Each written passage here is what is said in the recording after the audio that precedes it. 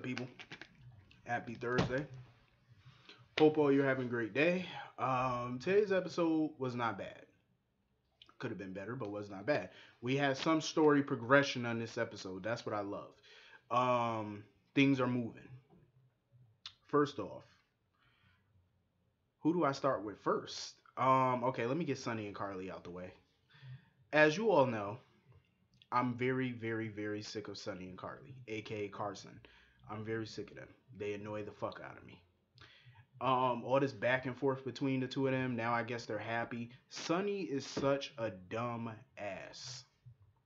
I say this because he had multiple opportunities, several, in the last few days alone, to tell Carly about the Nell situation. Him and Nell being in bed. She even basically set up for him to tell her the truth right then and there today when she said she can't afford any more scandal. She can't afford no more secrets, no more lies. If there's another lie from him, she will definitely divorce him. She's done. That was his opportunity to tell her the truth. He did not. He said nothing. I just looked at him and started shaking my head. I said, "This motherfucker. He is so stupid." But I get it, it's a show, so there has to be drama, of course. If he told her the truth right then and there, it would be no real drama in the future, from the fallout. So, of course, this being GH, they gotta, go the most dramatic way and let it be exposed in the most dramatic way, of course. So I guess the chips are gonna fall where they may on this one. All I can say about Michael is Michael, get the fuck away from Nell. I'm serious. Like he needs to get as far away from that bitch as humanly possible. I'm sorry, but get away from her. That's the best advice I can give Michael. Get away from this chick now. Do yourself a favor, son.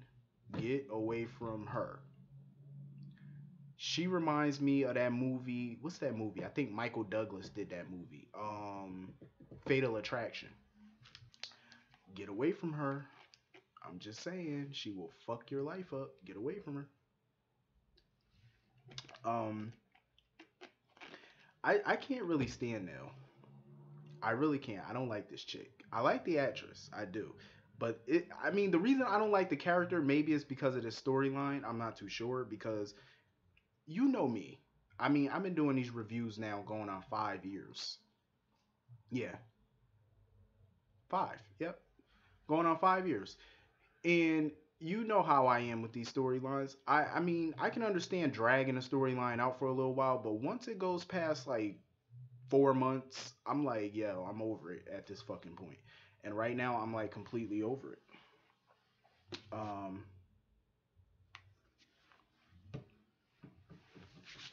I'm just completely over this. I gotta keep my lotion.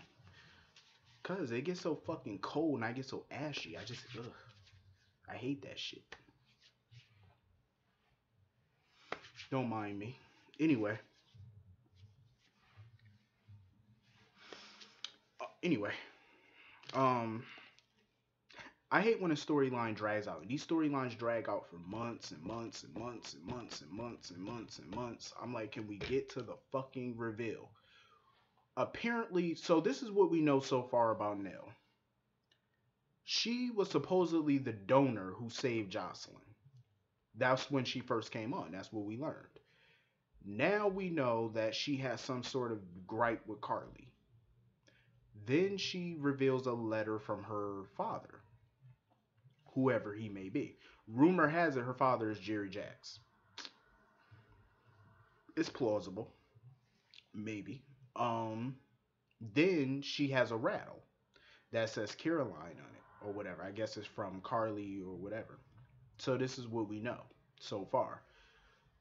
So basically, we know nothing else about this girl, and it's been months since she's been on the show, and I want to know who the hell is she? What is she? Like what is what is her gripe with Carly?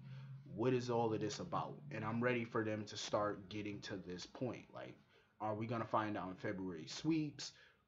I'm gonna tell you right now, November sweeps for General Hospital was disappointing at best. It was very disappointing. I was disappointed. I mean, a lot of people didn't even know it was sweeps month for GH. There was no big reveals. There were no big nothing. Just tedious and washed up. There was just nothing.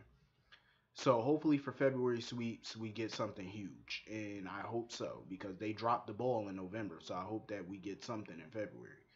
Um, I just want to know more about Nell. Carly is so trusting of this bitch. I don't get why. Carly used to be a con artist when she first came on the show, so I'm surprised she can't spot a con when she see one. Guess she needs to sharpen her tools. Um. So anyway, moving on from Casa Corinthos.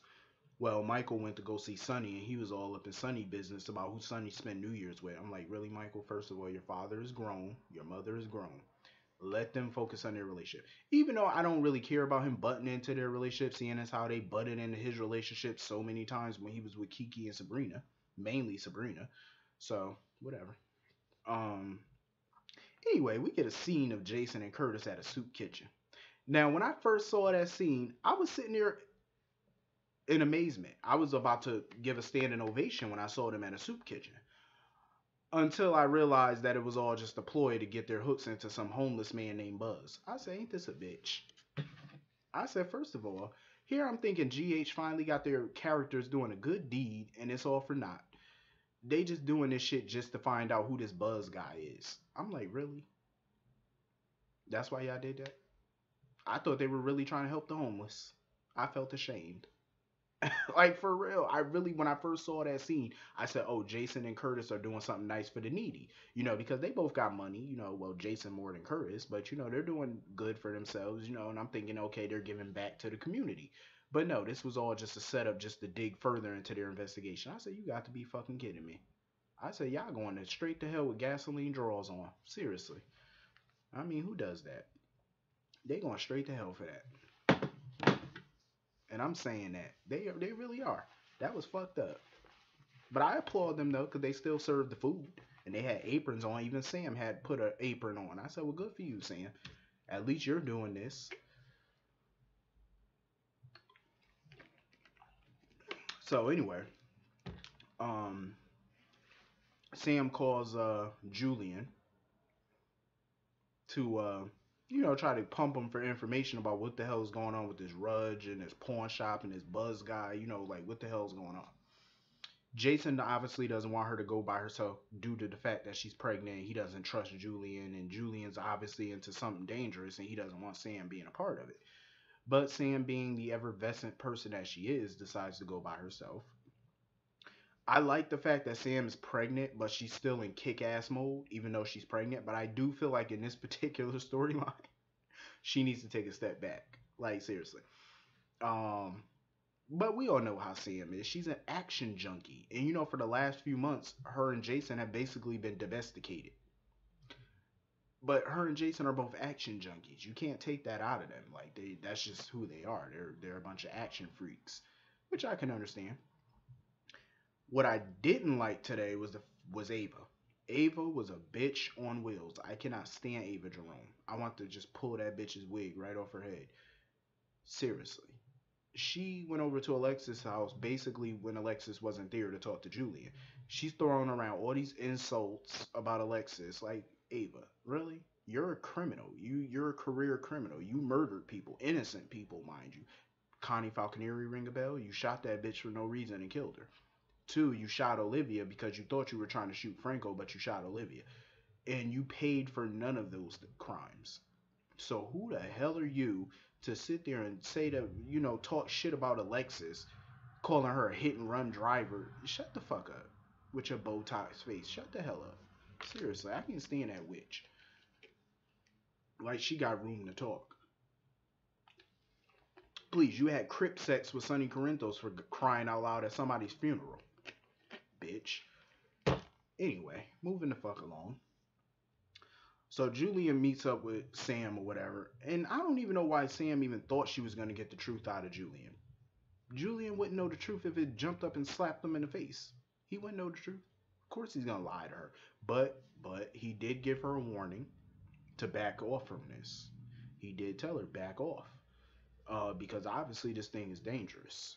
And obviously Julian's not gonna tell her because he doesn't want to involve her, especially now that she's pregnant, and he doesn't want to involve the family. Period. Um, but we all know Julian ain't gonna tell nobody the truth. He doesn't know what the truth is. Julian doesn't know how to spell the word truth. He doesn't know how. He doesn't know what it is. He doesn't even know what it looks like or what it sounds like. He doesn't know. Um. So anyway, what else happened on this? Oh, Alexis. So she's at the bar. Well, before she gets to the bar, Frankel's at the bar where Tom Baker was last seen the night that he was murdered. And he's asking the bartender questions, and that's when Alexis comes in. So the bartender is not telling Franco really anything, just the fact that he was at the bar with a woman, but she left the bar, he never left, which is a lie. So Franco leaves, and Alexis starts interrogating the bartender, like wondering what's his end game, why he didn't tell Franco the truth, all that shit. But then she starts having these flashbacks of her walking in the alley and Tom Baker meeting up with her. And to me, it looked like Tom Baker was attempting to rape her. The way he groped her, he looked like he was about to rape her. So even if she did kill Tom Baker, it would be self defense because she was drunk and he's a known rapist and he tried to rape her. So she was defending herself. If that's the route that they're going, we still don't know yet. Um, but then what pissed me off was when she was getting ready to leave the bar, guess who pops back into the bar? Franco. Franco starts questioning her about why she's at the bar. Is that her vodka that's sitting over there at the bar? Is that her drink? Is that her stool? And then he tried to tell her, "Oh, I'm not interrogating you." The yes, you are interrogating her. You are interrogating her. I know an interrogation when I see an interrogation. You are interrogating her. Why are you asking so many questions? Like this is not 21 questions. And he asking her all these $1 million questions like, well, is that your drink? Is that your stool? What are you doing here? Like, mind your fucking business. I just really can't stand Franco because the nerve of this motherfucker to think he can interrogate anybody. Like, I get that you want to clear your name because you didn't kill him, but sit down somewhere, Franco. I'm just like very over this Franco character. I'm very over it. Even though I'm a big fan of Julian and Alexis as a couple, they did, the writers did, for some stupid reason, ruin them as a couple. But I did like the fact that he got rid of the liquor for her because he is genuinely trying to help her. Because he feels I think he feels responsible for her drinking. Because he feels responsible for her life being shot to hell in 2016.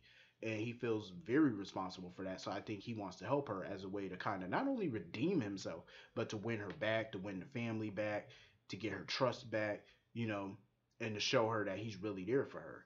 And I commend him for that, even though I don't agree with the whole trying to slit your wife's throat. But I mean, I'm actually back on the bandwagon of Julian and Alexis. I really am. I don't condone what he did to her. I'm not saying that, and I don't think it should be easy for him to get her back. I think he damn sure should have to work for it. But if all roads lead to them getting back together, I'm fine with that. Why not? Alexis was at her happiest when she was with him when they first started out and when they initially got married. She was real happy with him. So I don't like the writers writing the women on the show as weak and needing a man to depend on, to lean on and stuff like that. I don't like that because I feel like that's stupid and that's so 30, 40 years ago. We're in 2017 now. They need to start writing them as independent and strong and, strong willed. I think that's what they need to start doing. Um, but anyway, if I forgot to talk about something, let me know. But all you have a great day. I'll see you all tomorrow. Have a great day.